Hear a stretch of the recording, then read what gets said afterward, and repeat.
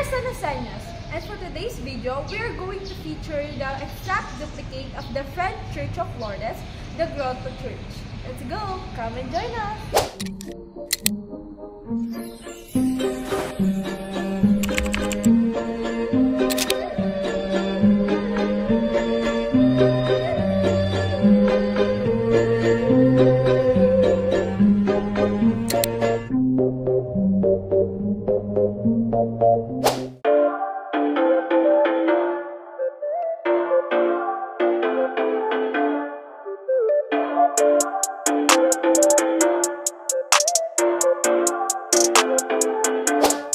The Grotto Church in San Jose del Monte, Bulacan is an inspired replica of the Our Lady of Lourdes Basilica in France.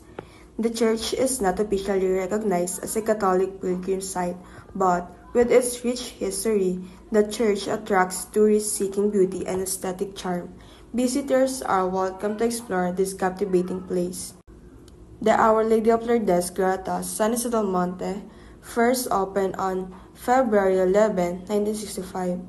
And the Our Lady of Lourdes Grotto, San Jose del Monte, is inspired by the famous Lourdes Grotto in France. Also, the spring at the back of the church is believed to heal sickness. So guys, we are now here at the Grotto Church. Let's come in!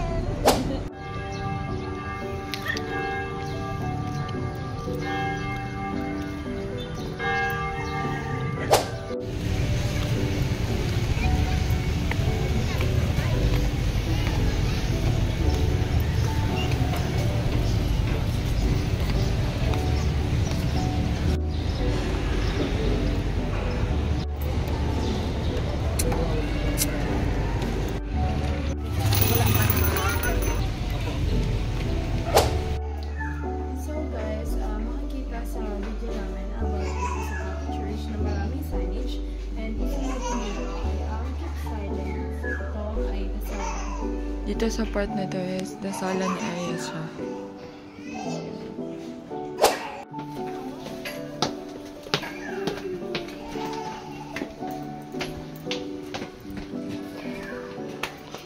So doon sa baba is may makikita yung hagdanan, tapos pwede kang umakyat dito.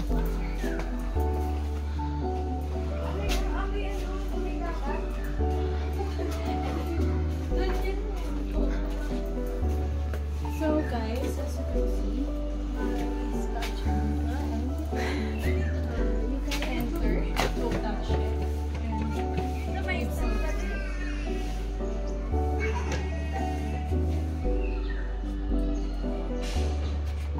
And then dito naman is may donation box. Tapos dito pwede kayo mag-picture. Then meron pa dito sa taas.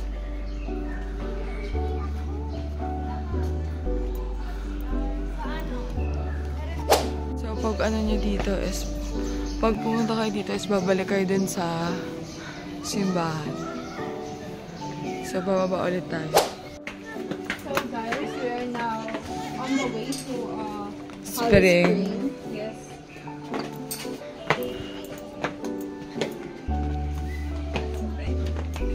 Next lang po siya nung hagdan pataas yung pinunta natin.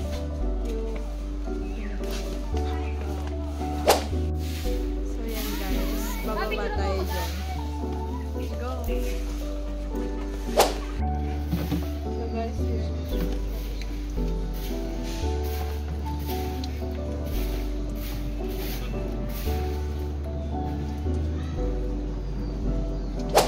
Nakaukit po dito, nakalagay bawal maligo. Kasi po nakagripo lang siya. So bawal po siya. Tapos parang may donation box. Donation. Akit po tayo. So, dyan tayo galing kanina. And dito, may makikita kayo nakaukit sa bato na 10 utos ng Diyos.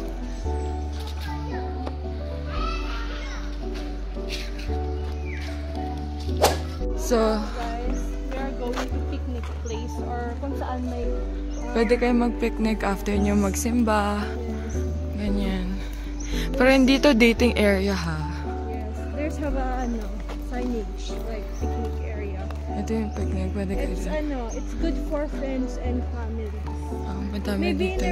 in relationship like partner, pero hindi Yung ka PDA. Bawal dito yung PDA. may picnic lang, pero Bawal dito this is mag-date. not dating place, okay? Ang dami rin nagpe-picnic dito. So yan guys, as you can see, maraming tables and good for many people to.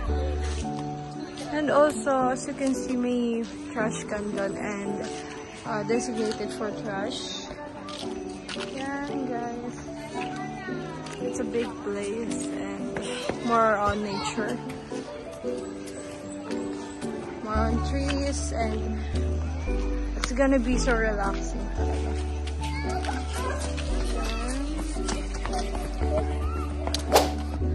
As you can see, meron ditong isa sa designated trash can. Please help keep this area clean.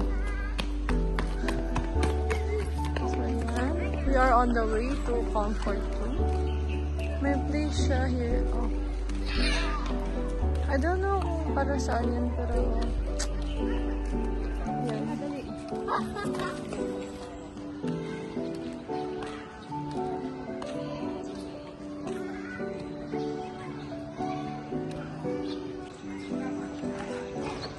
So yun guys, nasa comfort room na tayo. So guys, as you can see, laki ng comfort room na yun. Good for many people talaga.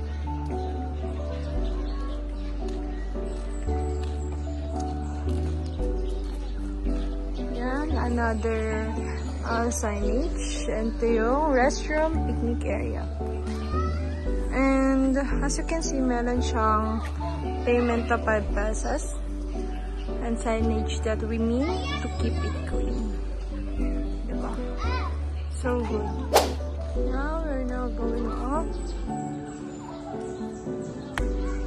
Ito yung first na station. At pwede rin din kayo dito magtirik ng kandila. Yes, ito po yung first station na si Jesus ay hinatulang namatay. So we're gonna go sa second station. Marami ding nagbabike dito. Maraming pupunta dito na bikers.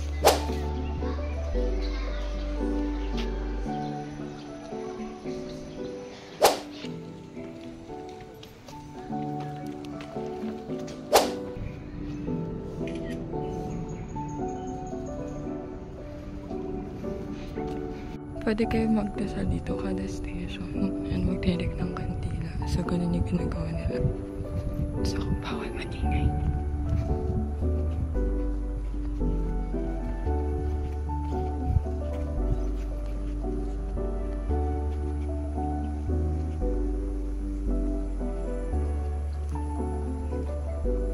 Hindi naman siya mahirap lakarin. Kasi, patag naman yung daan niya.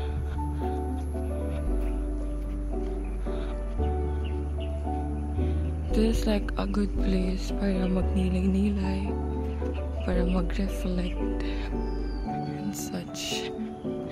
Ito yung tent station, which is hinabaran na si Jesus.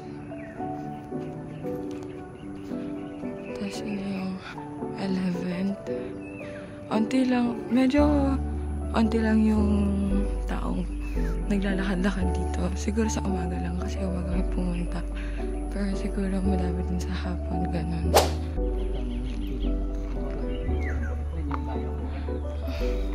Ito po yung 11th station. So pagkatapos nun, dito na yung last. So ito po yung next. Hindi pa po ata ito last. Meron pa dun.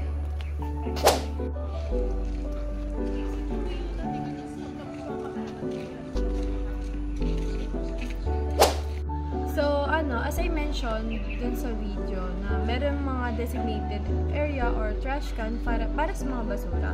Meron din dito about sa parking area, parking lot. May bayad siya, but yung guard is i-approach ka and i-assist ka about yun. So, for safety precautions, unang-una sa lahat ay dress appropriately. Kasi nasa church tayo, obviously naman kailangan natin magsuot ng kaaya-aya at okay. So, marami dito signage and mga paalala. Isa na rin dito yung nasa loob ng church na mag-ingat sa mandurukot. Kasi even though nasa church tayo, meron pa rin tayong makakasalamuhang hindi okay. I mean, nanakaw ganon or mangungupit. Kaya dapat lahat ng gamit natin, isi-secure natin at iingatan natin. Para sa atin na rin yun at para hindi na tayo din magka-problema. So, meron din ditong signage sa Holy Water. So, doon makikita at pinakita namin sa video na may signage na bawal maligo. Since may gripo siya, puro gripo ang lalabasan ng tubig, dapat water, hand lang gagamitin natin at hindi dapat tayo maligo. For respect na rin. So, as I mentioned dun sa video na meron mga designated area or trash can para sa mga basura. Meron din dito about sa parking area, parking lot. May bayad siya, but yung guard is i-approach ka and i-assist ka about doon. Tapos, so, if you are inside of the church, keep your phone silent kasi nga misa, nagsisimba, so dapat focus tayo sa misa. So, yun lang. Ang tips na hinanda namin para sa inyo ay yung mga things na dapat din rin kapag pupunta kayo dito sa Grotto Church. So, the first one is you need water kasi meron dito yung picnic area and meron dito yung from first station hanggang 13th station. So, malayo-layo yung lalakarin niya. So, kailangan niya talaga ng water. And then, the next one is umbrella since mainit siya. Kung pupunta kayo dito ng maliwanag pa or may araw pa, kailangan niya ng umbrella. Tapos, kailangan niya din ng magdala ng pagkain kung gusto niyo. Kasi may picnic area dito. So, pwede kayong kumain after ng simba, ganyan. So, pwede rin naman kayong bumili din sa labas kasi merong available na stores doon na pagbibili nyo. Then, the next one is magdala kayo ng extra clothes since pagpapawisan kayo, pagpapawisan yung mga anak nyo kung may dadaling kayong mga anak, ganyan. Mabuti na magdala kayo ng damit para sa kanila and para sa inyo kung akit kayo dito from first station hanggang 13th station. So, those are the things na kailangan nyo dala when you're planning to go here at Grotto Church. So guys, yun, paakyat na tayo sa taas at pabalik na tayo. We are now proceeding sa bilihan ng kandila, mga tulusan ng kandila. So, as I mentioned, meron ditong candle stores and ito nga nga. So, palabas na kami. Meron din ditong kainan. Tapos maraming stores dito.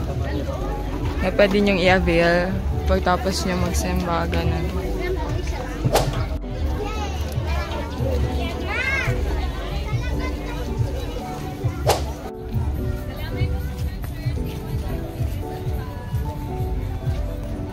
Ay, marami din pala dito. Parang palengke na siya paglabas. Tapos ito na yung labas niya. So yun guys, palabas na tayo sa kabilang daan. Andun po yung mga stores and umikot lang tayo. Yan. Labas na tayo. We are now here with two of the visitors of Grotto Church to interview them about the place. Tatanungin lang po namin kayo ng some questions and kailangan lang po namin ng sagot. Okay. So, the first question po is, what are the things that tourists or travelers expect during a visit to a place or while traveling in terms of sa view po, sa food and accommodation? First po sa view, ano po yung ina-expect nyong view dito sa Grotto Church po? Yan, station. Maganda po ba yung place? Yung view po? Maganda siya talaga. Tapos, siyempre nakakapagod. Sa food, okay naman. Yun, yung iba may mga baon na. Kami walang baon. No.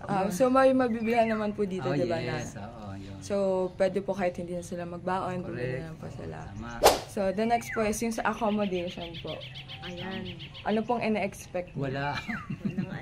Wala siyang mga pwede mong accommodate room. Ganun, wala siya talaga kasi ano tayo, nasa mountain parang mountain na siya eh. So talagang yun lang, lakad.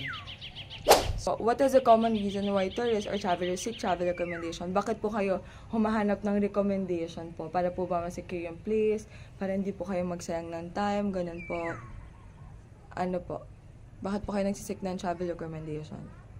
Siguro isa na yun sa namin na makarating dito. Oo, makarating dito. Tapos siyempre, yun nga, diba unexpected, maganda to. Maganda to. So, the next po is what approaches do visitors or travelers take to deal with issues or challenges that they encounter while visiting a place or while traveling? Ano daw po yung na-encounter yung challenges habang pupunta po kayo sa place na to or while nandito po kayo sa place na to? And how did you deal with that po? Yung una sa lahat, pag-enter mo pa lang doon sa baba, up to here, talagang mapapagod ka. Kasi siyempre, walk lang talagang kailangan para marating mo yung dapat mamarating. So, happy Sacrifice. naman. Yes. Okay po, para po makita niyo po yung station. Yes, para makita yung station, yung view. Yan. View. Oh. Yung mga ganda. Okay, thank you po for cooperating. So guys, we are now here at the picnic area and we are with one of their visitors. So, what are the things that tourists or travelers expect during a visit to a place or while traveling in terms of view, food, and accommodation? In terms of view po, ano pong ina-expect? Yung view naman dito is maganda, like ang peaceful ganyan, tapos parang ang relaxing tingnan sa pakiramdam ko. So sa food naman po, Yung sa food, marami naman kasing nabibilhan dito ng pagkain, so okay lang din naman kung magdadala ka, okay lang din naman kung hindi kasi maraming kainan. so how about accommodation? Yung sa accommodation naman dito is warm naman yung pakikitungan ng mga staff and workers. So what is the common reason why tourists or travelers seek travel recommendations? For me, para hindi kami magsayang ng pera, syempre mas okay kapag alam na namin kung ano yung mga pwedeng gawin dito, pwedeng puntahan, and kung okay ba dito. So for the last question, what approaches do visitors or travelers take to deal with issues or challenges that they encounter while visiting a place or traveling? Sa pagpunta namin dito is, first of all, traffic. Kasi malayo din kami galing kami sa Amparo. So, and then yung sa pag-ikot naman dito is nakakapagod kasi malaki to and mainit. So, pero meron naman kaming dalang tubig. So, ayun. Thank you po. Thank you po. So, we are going to proceed sa next natin i-interviewin. So, what are the things that tourists or travelers expect during a visit to a place or while traveling in terms of view, food, and accommodation? Siguro sa place, syempre peaceful, then at the same time, syempre yung makakapag-unwind ka, especially go to church, so na siya, given na. Then when it comes to food, siguro expect ko syempre yung mga karinderya, mga turo-turo kasi since it's a church, so hindi naman allowed yung mga parang fast food or mga ibang klase ng kainan. Then yung sa accommodation po. Special kasi kami may motor, so yung mga nag-a-assist sa parking, okay naman sila. Tinuturo naman nila kung saan yung tamang way. Then tinutulungan nila kami para ayusin yung motor. So, all in all goods naman. So, for the next question, what is the common reason why tourists or travelers seek travel recommendations? Siguro, kasi ako taga Bulacan ako, so naibigan naman natin ako. Pero syempre, at the same time, so bata pa ako nun, so still expected ko, like may nagbago or may ninayo sila kasi syempre since it's almost a year na din. But syempre, pa rin ako, nag-search pa rin kami sa Facebook to see if yung mga inaayos sila natin inaayos. So, for the last question, what approaches do visitors or travelers take to deal with issues or challenges that they encounter while visiting a place or traveling? So dito kasi totally parang hiking siya kasi kung hagdan. So ang na lang namin, lagi kami dala ng tubig. Tapos pag kami nakita kami pwedeng upuan at allowed naman upuan, pahinga lang. Tapos din tuloy na ulit. So we're now here to share our experience about Grotto Church. So for me, it was quite fun kasi from La Concepcion to here is madali lang naman yung biyahe namin. Smooth lang naman, walang traffic, walang kahit ano. And nung pagpunta namin dito, maraming tao since Sunday ngayon. And marami talagang devoters na nagpupunta dito. Especially dito sa picnic area nila. And then sa spring area nila. So, my experience, okay dito. Nakaka-relax talaga. Pero, sa sobrang taas nga nung akyatin is, naka-sleepers lang ako na dapat, ayun din yung paalala ko or reminder or tips ko sa inyo na pag pupunta kayo dito, mag-shoes kayo kung carry. Kasi pag nag-sleepers kayo, pwedeng mag-cause yun ng paltos. So, nangyari yun sa akin ngayon. So, yun dapat maging aware tayo sa susuotin natin. Ngayon, tapos yung experience ko dito, maganda, okay siya. Nakaka-relax. Tapos, nakakagulat kasi ilang beses na ako nakarating dito before, nung bata pa ako. Pero ngayon ko lang na-encounter na meron palang babato at saka may mga statues pala around dito sa place na hindi ko na-visit before. Ngayon, okay, nakaka-amaze lang. Na grabe yung effort na nilaan nila para dito. So sa pros naman for me is maganda tong place na to since di ba kapag lagi pagkatapos ng simba, kumakain tayo sa labas, ganyan. Dito is may picnic area sila. Pwede kayo magbaon ng sarili niyong pagkain, isama niyo yung mga elderlies, mga bata, ganyan. Mag-picnic kayo dito, mag-bonding kayo dito. Maganda dito for bondings, for picnic, ganyan. Yun nga, pwede kayo magbaon ng mga pagkain nyo. Pwede bumili kayo din sa labas since merong store din sa labas. And maganda talaga dito kasi peaceful, madaming greens, exposure sa greens, maraming mga puno, mahangin. Pero mainit nga lang kasi mainit yung weather. Pero relaxing pa rin siya kasi maraming greens, ganon. May mahangin ka pa rin na malalanghap or masasagap. And maraming tao dito. For the cons naman, syempre linggo, araw ng samba, crowded.